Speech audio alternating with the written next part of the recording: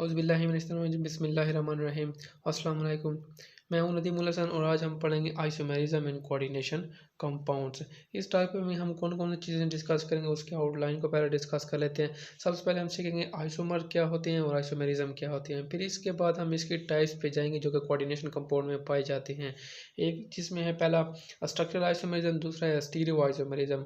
Structural और stereo furtherly divide होते हैं सब डिविजन्स के अंदर। तो स्ट्रक्चरल में जो होते हैं वो 5 होते हैं, जिनमें हमारे पास लिंकेज, हाइड्रेट, लिगेंड, आयनाइजेशन और कोऑर्डिनेशन आइसोमेरिज्म पाई जाती है। जबकि स्टीरियो आइसोमेरिज्म में हमारे पास दो ही टाइप्स होती हैं, एक ज्योमेट्रिकल आइसोमेरिज्म और दूसरा optical isomerism. Isomerism and isomers. हमारे पास आइसोमेरिज्म क्या होती है? The existence of two or more compound having the identical composition but different structure and properties. Means कि वो हमारे पास कंपाउंड दो या दो से ज़्यादा कंपाउंड्स जिनकी कंपोजिशन या बनावट तो एक जैसी हो, लेकिन उनकी प्रॉपर्टीज़ के अंदर क्या हो, फ़र्क हो, उनकी स्ट्रक्चर के अंदर भी क्या हो, फ़र्क हो। उनको इस फिनोमेना को हम क्या कहते हैं? आइसोमेरिज्म। जबकि उन दो कंपाउंड्स को, दो compounds are called as isomers. Example देखते हैं, अगर यहाँ हम देखें इस कंपाउंड और इस कंपाउंड की कंपोजिशन को, तो कंपोजिशन दोनों की सेम है। एक प्लाटिनियम, 4 एमोनियम, 2 ब्रोमीन, यहाँ पे भी 2 ब्रोमीन। क्लोरीन देखें तो यहाँ पे 2 क्लोरीन है। तो कंपोजिशन ही सेम, लेकिन क्या है कि उनकी स्ट्रक्चर और प्रॉपर्टीज इन दोनों की क्या होंगी, डिफरेंट होगी। यहाँ पे जो क्लोरीन पड़ा हुआ है वो पैरेंथेसिस के अंदर पड़ा हुआ है, जबकि यहाँ बाहर पड़ा हुआ। तो यहाँ पे वो आयोनाइजेबल है, यहाँ पे वो आयोनाइजेबल नहीं है। तो इस वजह से हम कहते होते हैं कि आइसोमेरिज्म इज़ अ फिनोमेना जिसके अंदर क्या हो कि उनके जो मॉलिक्यूलर फार्मूला हो या कंपोजिशन हो वो रहे सेम, लेकिन उनकी जो बनावट होगी वो क्या होगी, डिफरेंट होगी, उनकी प्रॉपर्टीज़ भी डिफरेंट होंगी। तो अब ये दो जो हमारे पास कंपाउंड है ये आपस में क्या है, आइसोमर्स हैं। ठीक हो गया। और इस फिनोमेना को हम क्या कहेंगे, आइसोमेरिज्म। अब हम टाइप्स पे जाते हैं। पहले टाइप्स हमारे पास है स्ट्रक्चरल आइसोमेरिज्म। स्ट्रक्चरल आइसोमेरिज्म हमारे पास ऐसे आइसोमेरिज्म होंगे या ऐसे आइसोमर्स कंपाउंड्स होंगे जिनके अंदर क्या होगा कि एम्पेरिकल फार्मूला या कंपोजिशन तो सेम रहेगी, लेकिन उनके अंदर चेंजेस कहाँ पे आएंगे, उसकी बनावट के अंदर, उसके स्ट्रक्चर के अंदर या फिर उसकी कनेक्टिविटी के अंदर चेंजेस आएंगे। अब हम इसके सब डिविजन्स को भी डिस्कस करते हैं जो हमने 5 पीछे लिखी थी। पहले है हमारे पास आयनाइजेशन आइसोमेरिज्म। आयनाइजेशन आइसोमेरिज्म ऐसा होता है कि इसके अंदर एम्पेरिकल फार्मूला तो सेम रहे, लेकिन द नंबर ऑफ आइंस या फिर सिर्फ आइंस, नंबर की बात करना अच्छा नहीं है, सिर्फ आइंस का तो ज़्यादा बेहतर है कि जो आइंस हों वो हमें डिफरेंट प्रोवाइड करेगा किसके अंदर, सोल्यूशन फॉर्म के अंदर। फॉर एग्जांपल ये हमने दो कंपाउंड्स, दो हम कॉम्प्लेक्सेस हमने लिए हुए हैं। अगर हम इस कॉम्प्लेक्स और इस कॉम्प्लेक्स को देखें तो दोनों की कंपोजिशन सेम है। ठीक है, उसका एम्पेरिकल फार्मूला अगर देखा जाए तो it is same, cobalt, ammonium, sulphide group, bromine. लेकिन जब हम इनको सोल्यूशन फॉर्म में लाएँ तो ये सोल्यूशन फॉर्म में अंदर डिफरेंट आयंस हमें प्रोवाइड करेगा। ये जब हमें प्रोवाइड करेगा सल्फाइड आयन और ये हमें ब्रोमाइन आयन प्रोवाइड करेगा। तो ये डिफरेंट आयन को देने की वजह से हम इनको क्या कहते हैं कि ये कौन सी आइसोमेरिज्म है, आयनाइजेशन आइसोमेरिज्म है। लेकिन ये आइसोमेरिज्म सिर्फ और सिर्फ कब पॉसिबल हो सकता है, जब क्या हो, नेगेटिव लिगेंड इंटरचेंजेबल। ठीक हो गया। यहाँ देखें तो ये नेगेटिव लिगेंड जब इंटरचेंजेबल हो तब भी वो अपने अंदर क्या कर सकता है, चेंजेस ला सकता है और आयनाइजेशन आइसोमर्स पैदा कर सकता है, वरना नहीं।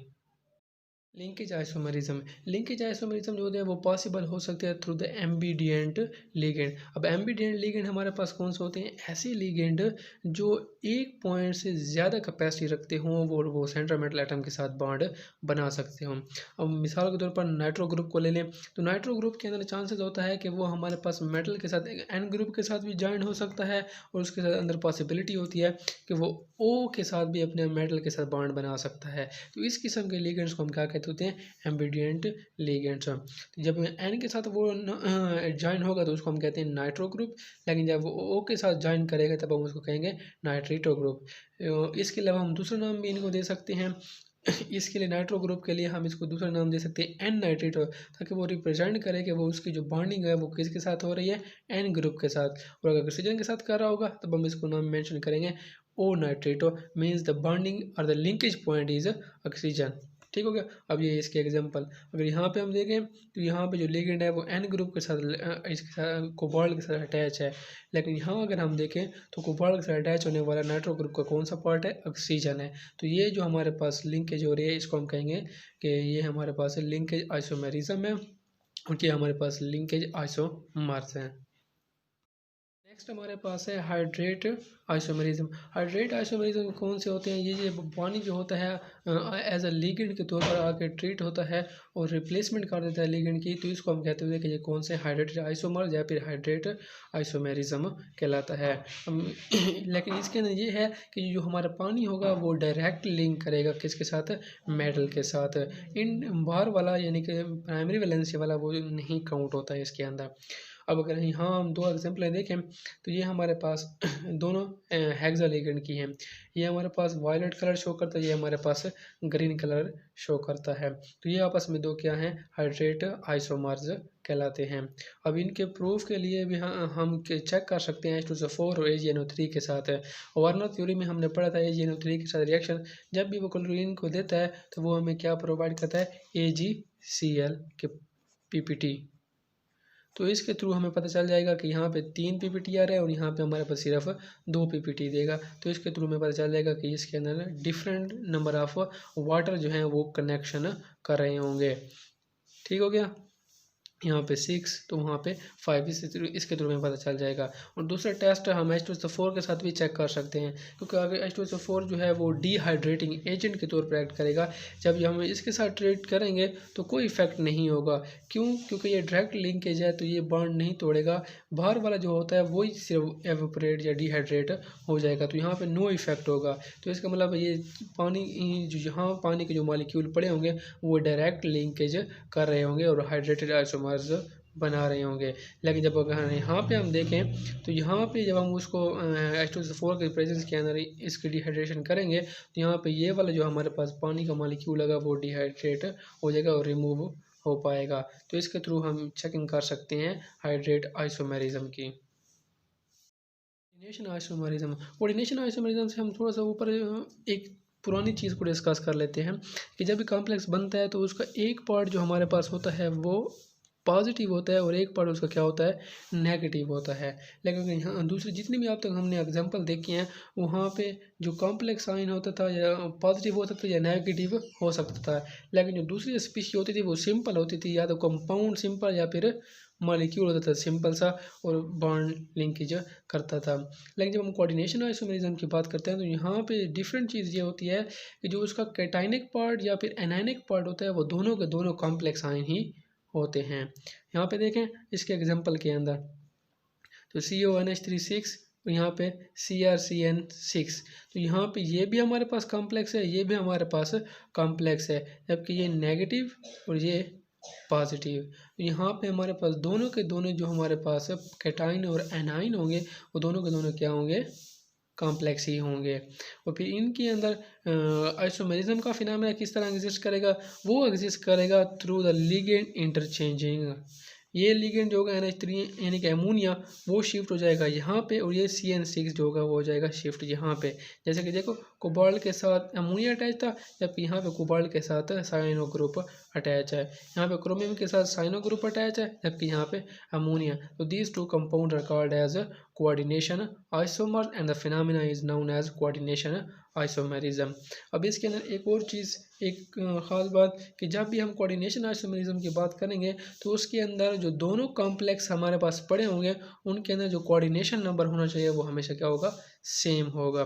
जैसे कि यहाँ पे देखें तो कोऑर्डिनेशन नंबर 6, यहाँ पे देखें तो कोऑर्डिनेशन नंबर है 6, तो coordination number remain same. Of structural isomerism is ligand isomerism.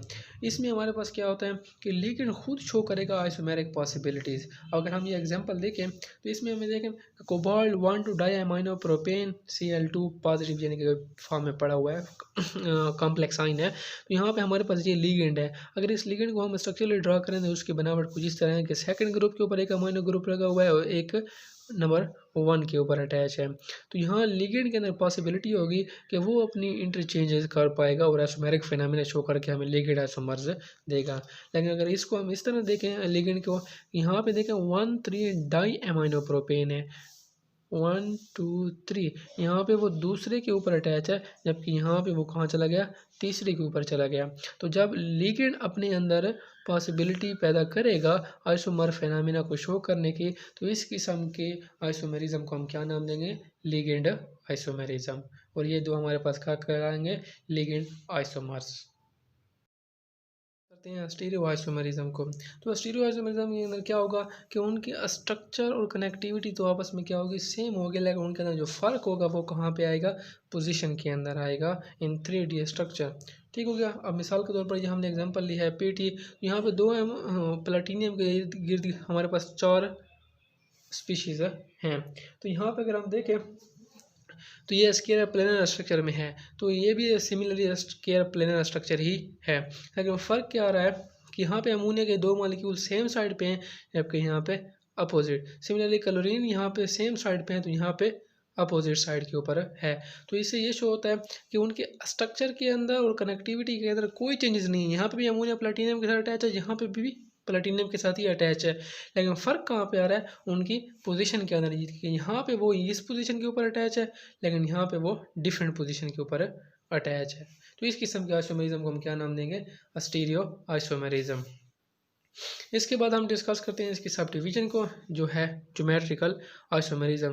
Geometrical isomerism की यही एग्जांपल है कि एक हमारे पास सिस फॉर्म में है और एक हमारे पास ट्रांस फॉर्म के अंदर है, तो इसको हम कहेंगे कि ज्योमेट्रिकल आइसोमर है और ज्योमेट्रिकल आइसोमेरिज्म है। इसीलिए हम इसको दूसरा नाम भी देते होते हैं सिस ट्रांस आइसोमेरिज्म। इसके अलावा हम इसके अंदर कुछ और पॉइंट्स डिस्कस करते हैं। कोऑर्डिनेशन नंबर 2, कोऑर्डिनेशन नंबर 3 और कोऑर्डिनेशन नंबर 4, ये जो हमारे पास कॉम्प्लेक्स, इनके जो कॉम्प्लेक्सेस हमारे पास बनेंगे वो हमें ज्योमेट्रिकल आइसोमर्स शो नहीं करते और ना ही ज्योमेट्रिकल आइसोमेरिज्म। लेकिन कोऑर्डिनेशन नंबर 4 में हमारे पास सिर्फ और सिर्फ टेट्राहेड्रल वाला जो होगा वो हमें शो नहीं करेगा, जबकि स्क्वायर प्लेनर वाला हमें शो करेगा कि इसके अंदर आइसोमेरिज्म इफेक्ट पैदा हो सकता है, जिससे हमने पिछले एग्जाम्पल को भी देखा है। अब इसके अंदर हम पोजीशन को थोड़ा सा डिस्कस कर लेते हैं कोऑर्डिनेशन नंबर 4 और 6 के लिए, कि सिस की कौन सी होगी और ट्रांस की कौन सी होगी, फिर आप इसको किसी भी एग्जाम्पल के ऊपर अप्लाई कर सकते हैं। अब ये स्क्वायर प्लानर फॉर्म इस तरह ड्रा की जा सकती है, तो इसके लिए जो पोजीशन होगी लिगेंड 1, लिगेंड 2, 3 एंड 4 हो जाएगा। तो इसके लिए जो ट्रांस पोजीशन होगी वो हमारे पास कौन कौन सी हो सकती है, लिगेंड 1 से लिगेंड 3, यानी कि ये अगर वो सेम लिगेंड जो होगा, अगर वो लिगेंड 1 और लिगेंड 3 के ऊपर आ जाए तो हम उसको कहेंगे कि वो हमारे पास ट्रांस पोजीशन हो गए। सिमिलरली अगर वो लिगेंड 2 और लिगेंड 4 के ऊपर आ जाता है, इस पोजीशन के ऊपर आ जाता है, सेम लिगेंड जो हमारे पास होंगे वो इन पोजीशन के ऊपर आएंगे, तब भी हम उसको कहेंगे कि वो कौन सी पोजीशन है, ट्रांस पोजीशन है। लेकिन इसके अलावा जो सिस वाले होंगे वो कौन से हो सकते हैं, लिगेंड 1, लिगेंड 2 इन पोजीशन के ऊपर आ जाए, या फिर दूसरी लिगेंड 2 और लिगेंड 3 फिर भी सेम साइड है, या फिर लिगेंड 3 और लिगेंड 4 तब भी सेम साइड, और लिगेंड 4 और लिगेंड 1 तब भी सेम साइड, तो इसके ऊपर वो सिस पोजीशन शो करेगा। जब हम कोऑर्डिनेशन नंबर 6 की बात करेंगे तो इसके लिए नंबरिंग को नोट करना ज़रूरी है। इसकी जो नंबरिंग हम देते होते हैं वो इस तरह होती है, लिगेंड 1 ऊपर वाला, फिर 2, 3, 4, 5 और लास्ट पेज ये आएगा 6। तो इन पोजीशन, ये पहले तो नंबरिंग को देखो, फिर उसके बाद लिगेंड के पोजीशन को देखो, तो ये ईजी रहेगा काम।